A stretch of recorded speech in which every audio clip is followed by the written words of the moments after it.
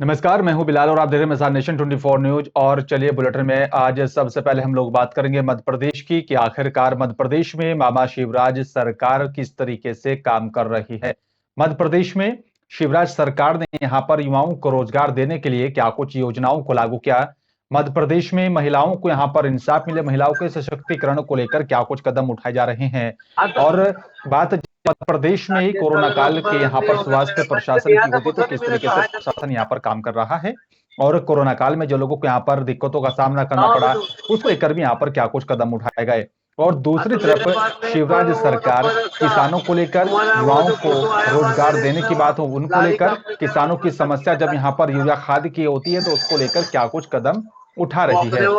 इसी पर विस्तार से बातचीत करने के लिए मेरे साथ मध्य प्रदेश से हमारे मध्य प्रदेश और छत्तीसगढ़ के स्टेट हेड लतीफ अहमद सिद्दीकी सीधा मेरे साथ जुड़ रहे हैं, और साथ ही मंदसौर से हमारे संवाददाता हैदर खान भी मेरे साथ सीधा लाइव जुड़ रहे हैं।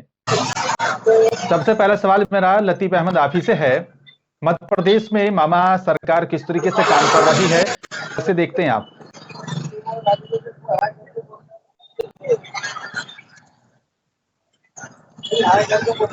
लतीफ, आपको मेरी आवाज मिल पा रही है?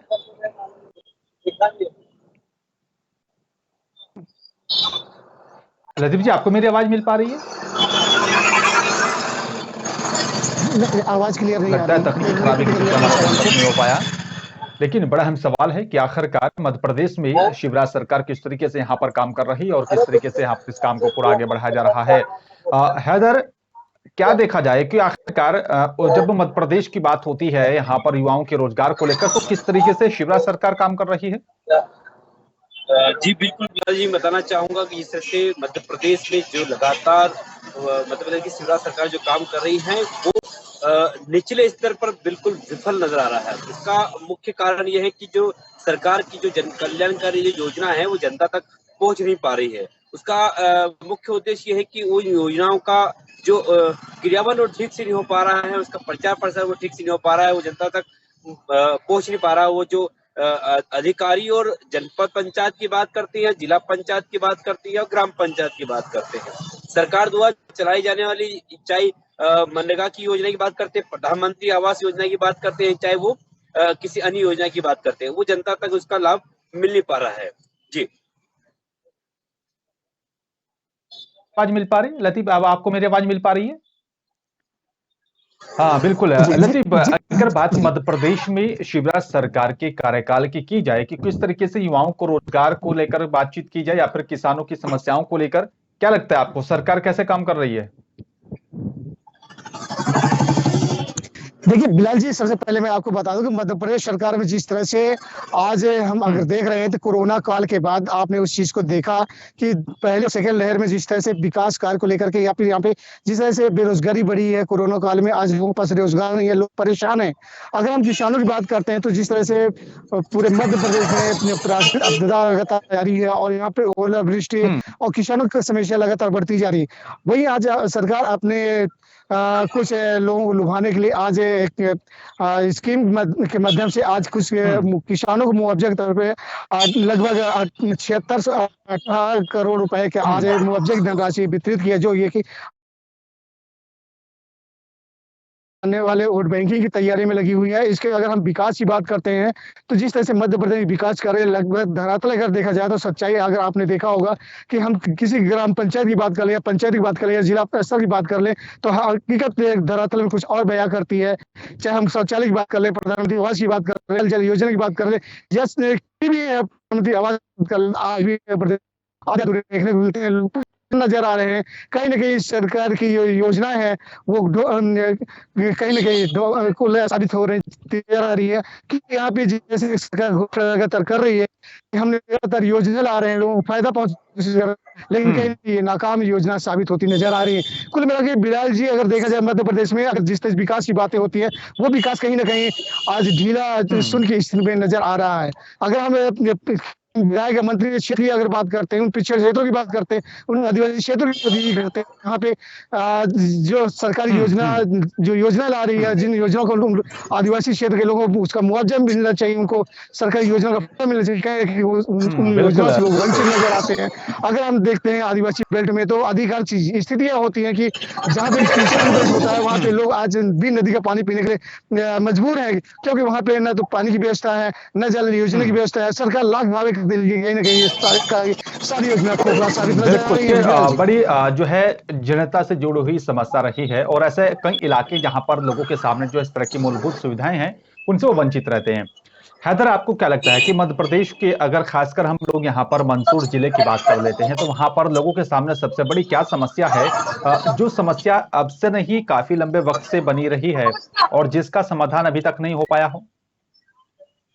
जी बिलाल जी, मैं बताना चाहूंगा कि जो मध्य प्रदेश का एक मंदसौर जिला जो लंबे समय से एक बड़ी समस्या है, शिवना सिद्धिकरण। शिवना सिद्धिकरण एक बड़ी समस्या है, जो कि भगवान पशुपतिनाथ का मंदिर है, प्राचीन मंदिर है। उन्हीं के चरणों में जो शिवना नदी है, वो एक इतनी जो कि जहरीली नदी हो गई है। कई प्लांटों का पानी और शहर का गंदा पानी उस नदी में मिल रहा है। और कई मंदसौर के सामाजिक संगठन और सामाजिक क्षेत्र में और कुछ लोग उसमें वहाँ के जनप्रतिनिधि तक वहाँ पे जाकर के वहाँ पे जल सत्याग्रह तक करने को मजबूर हो गए थे। तो लगातार जल सत्याग्रह जैसे आंदोलन भी इस शिवना सिद्धिकरण के नाम पर हुए हैं। और सीवरेज की अगर बात करते हैं, सीवरेज और उसमें भी कई शासन प्रशासन से भी उसको कई करोड़ रुपए उसको शिवना सिद्धिकरण के लिए भी पैसा पास हुआ, लेकिन उसका पूरा तरीके से बजट बना लिया गया है। लेकिन आज भी शिवना सिद्धिकरण गंदी नजर आ रही है। दूसरा बताना चाहूंगा, मंदसौर का वो क्षेत्र अभिनंदन क्षेत्र के रहवासी आज भी परेशान है, लगातार समस्या से जूझ रहे हैं। कभी इस तरफ का अगर वो रोड कर दिया है तो पश्चिम का रोड कर दिया, तो दक्षिण का रोड कर दिया, तो उस तरह की समस्याओं को लेकर की कई बार नगर पालिका इस पूरे अभिनंदन क्षेत्र को विकास कार्य को लेकर के भी नाकामयाब हुई है। तो कहीं न कहीं ऐसे बड़े मुद्दे हैं। विकास की बात करते हैं, मंदसौर का एक मुख्य जो मार्ग है नीमच मार्ग, जिसका उपज मंडी कहीं किसान आते हैं अपनी उपज लेकर के, और वही रोड कलेक्टर क्षेत्र भी जाता है। तो वो एक मंडी मार्ग है, वो काफी लंबे समय से वहाँ पर बड़ी बहुत ही खंडर स्थिति में वहां पर है कि पीडब्ल्यूडी ने भी कई बार उस पर हाथ खड़े कर दिए, कई बार सवाल खड़े हो गए हैं। कांग्रेस ने भी उस पर कई बार माला चढ़ाकर अपना जाहिर किया है। तो इस तरह की एक बड़ी मुसीबतों का सामना उस मार्ग से करना पड़ रहा। तो इस तरह की परेशानी मंदसौर में देखने को मिल रही है। जी बिल्कुल है, और ये ऐसी परेशानियां हैं जिसको यहाँ पर ठीक करना भी सरकार का ही यहाँ पर दायित्व बनता है। बिल्कुल।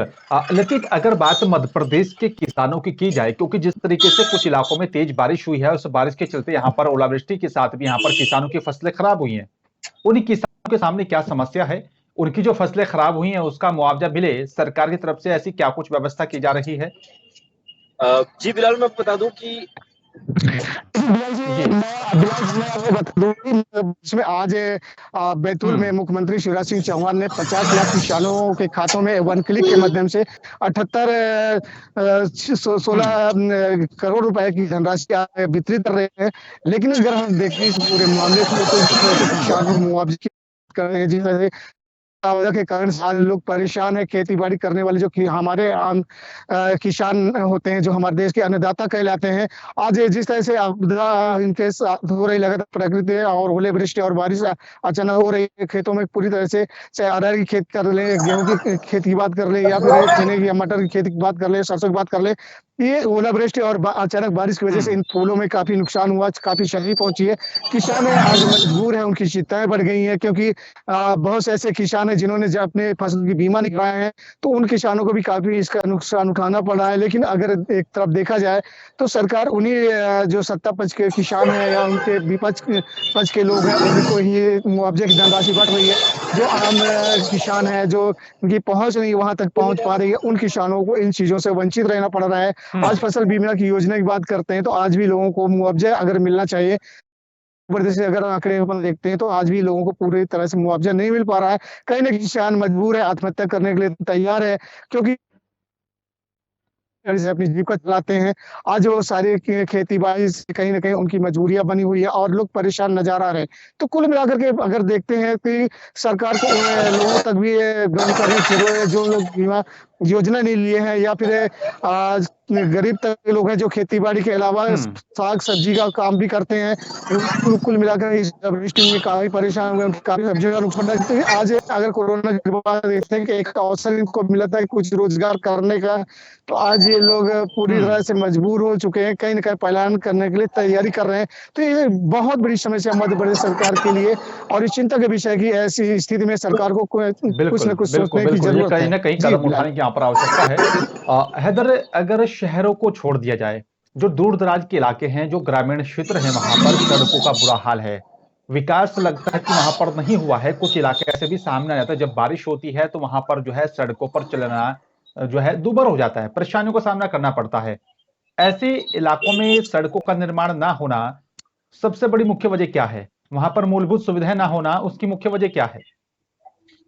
बिल्कुल बिलाल जी, मैं आपको देखिए, बिलाल जी मैं आपको हुँ। बता दूँ कि जिस तरह से मध्य प्रदेश में आज सत्ता बीजेपी लगातार 17 साल से लगातार मध्य प्रदेश सरकार में राज कर रही है। भले कांग्रेस की 15 महीने की सरकार रही हो, लेकिन आज पक्ष में और पक्ष में जो बैठी हुई सरकार है उनके नुमाइंदे जो हैं, वो कहीं न कहीं जो भी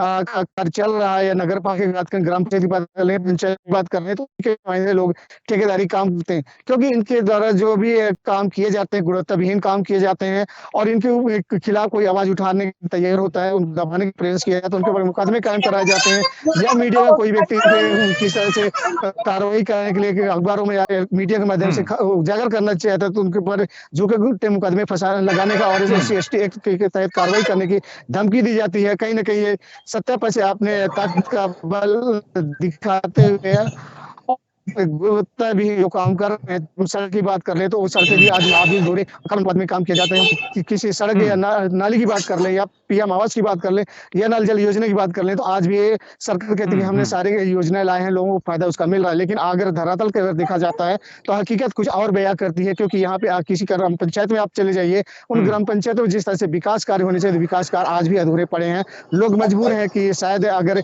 यहाँ पे विपक्ष मजबूत होता तो शायद एक अच्छा बिल्कुल, विकास और इस ये बड़ा क्षेत्र में, अहम इस सवाल रहा जिले, है इस कि ग्राम में हो सकता आखिरकार है। जी, बिलाल। सरकार की जो योजनाएँ होती हैं, वो जन-जन तक पहुँचाने के लिए यहाँ पर होती हैं। हैदर, कुछ इलाके ऐसे जहाँ पर जो है, जो ग्राम प्रधान है, जो ग्राम सचिव है, उन पर कई गंभीर आरोप लगते रहे हैं। कुछ ऐसे इलाके हैं, लगातार सामने जो है खबरें आती रही हैं कि भ्रष्टाचार किया जा रहा है, विकास नहीं हो रहा है। ऐसे में क्या माना जाए कि जो सरकार की योजनाएँ हैं, जो धरातल पर नहीं उतारी जा रही हैं और उसमें यहाँ पर लापरवाही ग्राम पंचायत की, यहाँ पर सरपंच और ग्राम सचिव की आती है। ऐसे मामलों को लेकर क्या कुछ कदम सरकार की तरफ से उठाए जाते हैं, प्रशासनिक अधिकारियों की तरफ से उठाए जाते हैं? बिल्कुल बिलाल, मैं बताना चाहूँगा कि मंदसौर जिले की अगर बात करते हैं, तो जिला पंचायत की मंदसौर जिले में लगभग 448 ग्राम हुँ। पंचायतें हैं। हुँ। हुँ। मंदसौर मुख्यालय की अगर बात करते हैं, जनपद पंचायत की 119 पंचायतें हैं। हुँ। तो कहीं में तत्कालीन जिला पंचायत सचिव ऋषभ गुप्ता ने कहीं पंचायतों में दौरा कर कहीं सचिव ग्राम पंचायत के सचिव को भी हुँ। सस्पेंड किया है। उसका मुख्य हुँ। कारण रहा है कि मनरेगा मनरेगा में गाँव जो नागरिक है उनको काम न देना और जेसीबी से विकास कराना क्षेत्र में। एक बड़ा हुँ। मुद्दा मंदसौर में सामने आया था। मशीनरी का उपयोग पूरी तरह से लगातार पंचायतों में हुआ है, जिसका साफ उदाहरण हमने की गाँव प्रधानमंत्री आवास योजना की बात करते हैं, जो हुँ। पात्रता में व्यक्ति आते हैं, गाँव के नागरिक उन्हें मकान ना मिलना और जो पात्रता में ना आते हैं, जिनके खुद के मकान हैं, ट्रैक्टर है, खेती, वो पात्र उनको प्रधानमंत्री आवास का लाभ हुँ। देना, ये सबसे बड़ा हुँ। मुद्दा मंदसौर में ही देखने को मिला है। और हुँ। मंदसौर में बताना चाहूंगा बिलाल जी आपको, जिस तरह से मंदसौर में 2 मंत्री हैं। हुँ। वित्त हुँ। मंत्री हैं जगदीश देवड़ा जी, हुँ। हरदीप सिंह जी मंत्री हैं यहाँ पर हैं। तो हुँ। 2 हुँ। मंत्री होने के बाद में लगातार इस तरह के मामले ग्राम पंचायतों में आते हैं। विगत दिनों मध्य प्रदेश में जिस तरह से चुनावों का बिगुल बजा था, कई हुँ। पंचायतों के जो सरपंच थे, वर्तमान सरपंच थे, जहाँ आरक्षण हुआ था या जहाँ आरक्षण से जो विपक्ष थे, वो लोगों ने भी अपना नामांकन दाखिल किया था, लेकिन हुँ। हुँ। चुनाव की तारीख टलने के बाद से अपना नामांकन वापस उठा लिया गया। लेकिन उसके हुँ। बाद वापस से मध्य प्रदेश के शिवराज सिंह सरकार ने वापस से प्रधानों को वापस से अपना चार्ज दिया। उसके बाद में जो बचे हुए जो काम है, वो काम किस प्रकार से हो रहे हैं, हुँ। लगातार आप देखेंगे प्रधानमंत्री आवास योजना की बात करते हैं या मनरेगा की बात करते हैं, सीसी सड़क की बात करते हैं। एक पंचायत के अंदर तीन मंदों का पैसा यहाँ पर विधायक निधि, सांसद निधि या जिला पंचायत निधि, इन निधि का किस तरह का उपयोग किया गया है, ये साफ तौर पर मंदसौर की कई ऐसी पंचायत इसमें देखा जा सकता है। अभी भी वर्तमान में कई ऐसी पंचायतें हैं जहां पर जांच के घेरे में हैं। जी बिल्कुल है।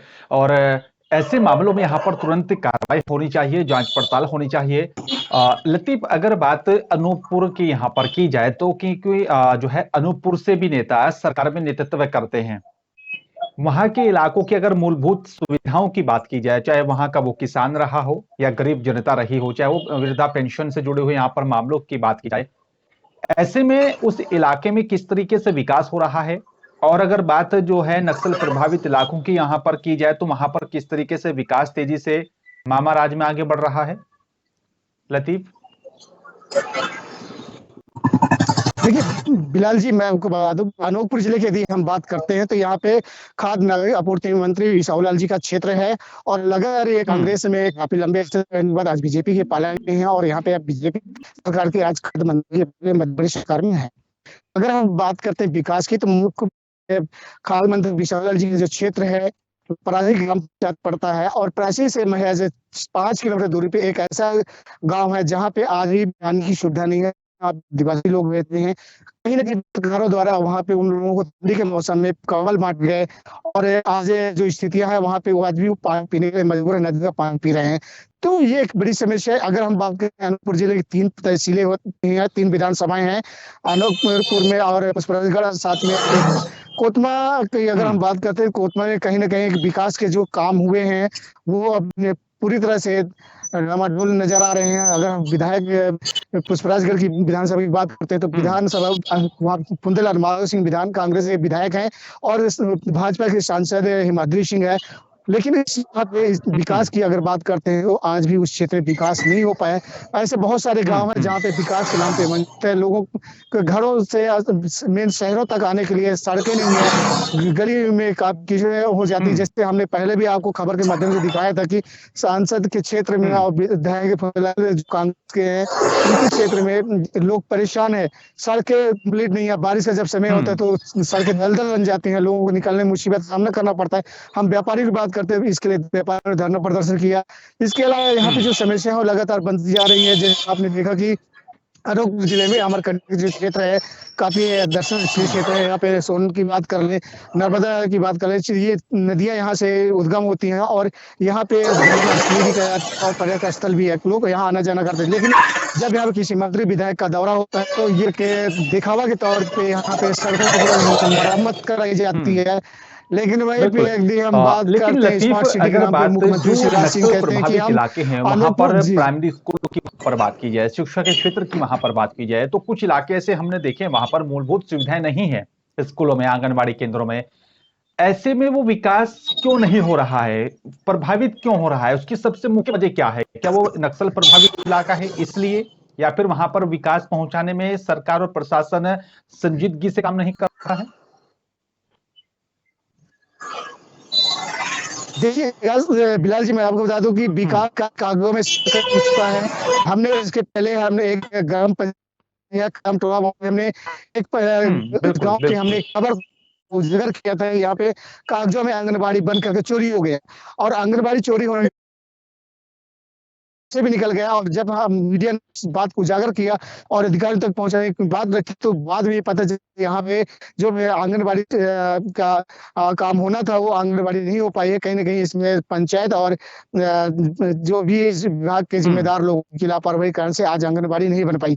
तो कुल मिलाकर के अगर हम आंगनबाड़ी विभाग ग्राम पंचायत है जहाँ पे आंगनबाड़ी आज कंप्लीट नहीं है, आधी अधूरी हुई है और यदि वहाँ पे खंडित हुआ है तो वहाँ के भी जो बननी चाहिए वहाँ न बन करके कागजों में बनकर रह चुका है। तो ये विकास जो यहाँ अनूपपुर जिले में होना चाहिए विकास नहीं हो पा रहा है। अगर हम अनूपपुर जिले के विकास की बात कर रहे हैं तो अनूपपुर जंक्शन है जो मध्य छत्तीसगढ़ को जोड़ता ही है। लेकिन अगर फ्लाईओवर ब्रिज की बात करते हैं तो मध्य प्रदेश में भाजपा की लगातार कि कई 4-5 वर्षों से सरकार है, लेकिन आज भी उस फ्लाईओवर की अगर हम बात करते हैं तो 3-4 बार भूमि पूजन हुआ, लोकार्पण बात जब आती है तो भूमि हो गए, लेकिन आज तक वो आधा अधूरा हो रहा है, जबकि उस विधायक भाजपा के ही कई बार अनशन में बैठे, लेकिन आज भी अपनी सरकार में अपनी अनेक जिलाधिकारी हो चुके हैं।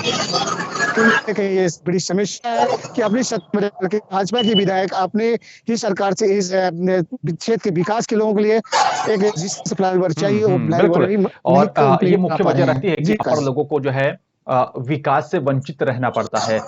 हैदर, अगर मंदसौर जिले की यहाँ पर बात की जाए, कुछ इलाके से यहाँ पर जो ग्रामीण इलाके हैं वहां पर क्या होता है कि कई बार जो है कानूनन उन जो है ग्रामीण क्षेत्रों में उनको फायदा नहीं पहुंच पाता जो यहाँ पर पीड़ित परिवार होते हैं।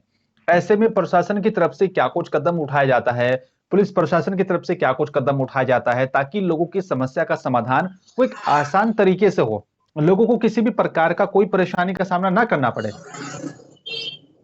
बिलाल जी, मैं आपको बताना चाहूंगा कि मंदसौर में अगर कहीं मंदसौर शहर की बात करते हैं या मंदसौर जिले के ग्रामीणों की बात करते हैं तो कहीं न कहीं मंदसौर की अगर बात करें 14 थाने मंदसौर के जिले में हैं और 14 थाने हैं और मंदसौर के तत्कालीन एसपी सुनील कुमार पांडे भी विगत दिनों राजनीति की कथित शिकार होके उनका भोपाल तबादला हो गया है। तो कहीं न कहीं राजनीति का दबदबा यहाँ प्रशासनिक अमले पर है, लेकिन डैमेज कंट्रोल की बात करते हैं यहाँ फिर अपन स्टेप से अगर देखें तो अभी वापस से 9 अगस्त यहाँ पर मंदसौर में जो अनुराग जी ने चार्ज लिया है पुलिस अधीक्षक का, तो इन्होंने भी यही कहना है कि हम यहाँ से शराब की मात्रा, बड़ी मात्रा में शराब कांड आपने सुना होगा, मंदसौर में जहरीली शराब कांड हुआ था, अब मंदसौर में किसान आंदोलन हुआ था। तो ऐसे में विगत दिनों भी यहाँ पर जो जिस तरह से एक भाजपा के सांसद प्रतिनिधि के घर में जुए की सट्टे की खबर लगने के पुलिस चौकी के कुछ सब इंस्पेक्टर जाके चेकिंग करते हैं और ऐसे में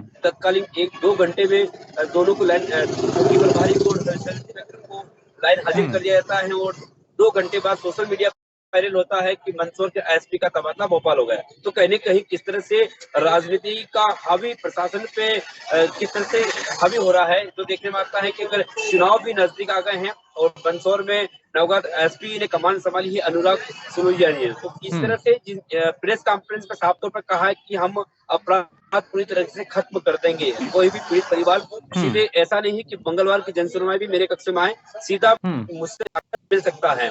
तो जिस तरह से एसपी ने लगातार सभी थाना प्रभारियों को जिस तरह से कड़े निर्देश दिए कि कोई भी पीड़ित परिवार अगर आता है, चाहे धारा 151 से लगाकर धारा 374, 451 ऐसे कई बड़े गंभीर अपराध जैसे मामला आते हैं तो उन्हें तत्काल सुनवाई की जाए और संबंधित अधिकारियों पर उस पर कड़ी से कार्रवाई की भी जाए। तो जिस तरह से लगातार मंदसौर में प्रशासनिक अमला बदलता जा रहा है। अगर बताना चाहूंगा बिलाल जी मैं आपको कि विगत दिन तत्कालीन एसपी सुनील कुमार पांडे की अगर बात करते हैं तो 5 महीने उनका कार्यकाल रहा है।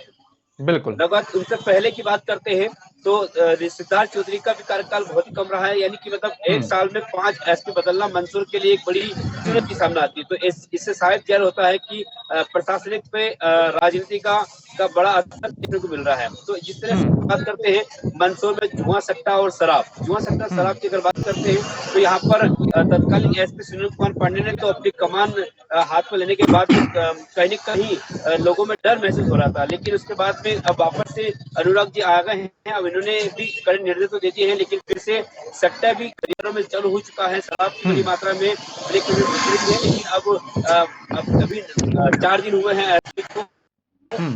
अब देखना ही होगा किस तरह से प्रशासनिक अमला भी लगातार जिस तरह से तत्कालीन एसपी ने अपनी कमान संभाली थी, इसी तरह से आशा है मंदसौर की जनता को कि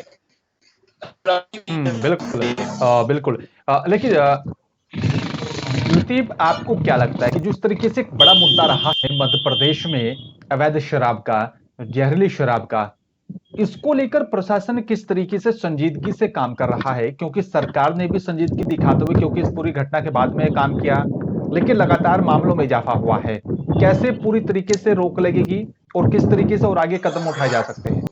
देखिए बिलाल जी, मैं आपको बता दूं कि जिस तरह से आप भी मेरे सहयोगी मंदसौर से हैदर जी ने बताया कि लगातार जिस तरह से एक जहरीली शराब पूरे मध्य प्रदेश में लगातार बेची जा रही थी, कितने लोगों की मौतें हो चुकी है। मंदसौर की बात कर लें, मुरैना की बात कर लें, इंदौर की बात कर लें, भोपाल की बात कर लें, कि मध्य प्रदेश के अन्य जिलों की बात कर लें, जिस तरह से शराब, जहरीली शराब लोगों को पिला करके मारी गई है।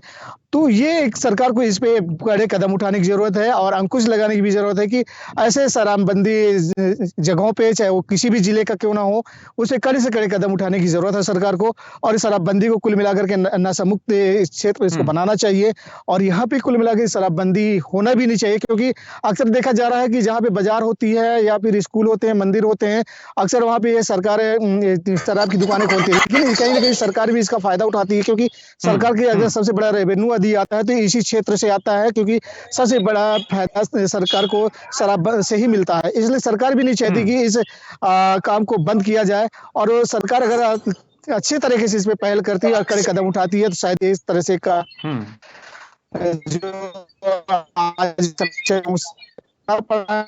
हो रहे हैं, लेकिन परिवार को छोड़कर दुनिया से चले जा रहे हैं और उनका घर लूट रहे हैं, तो ये बहुत बड़ी समस्या मध्य प्रदेश में यहाँ पे रहने वालों के लिए, क्योंकि गांव है, ऐसे ऐसे क्षेत्र है जहाँ पे 24 घंटे शराब पी करके पड़े रहते हैं।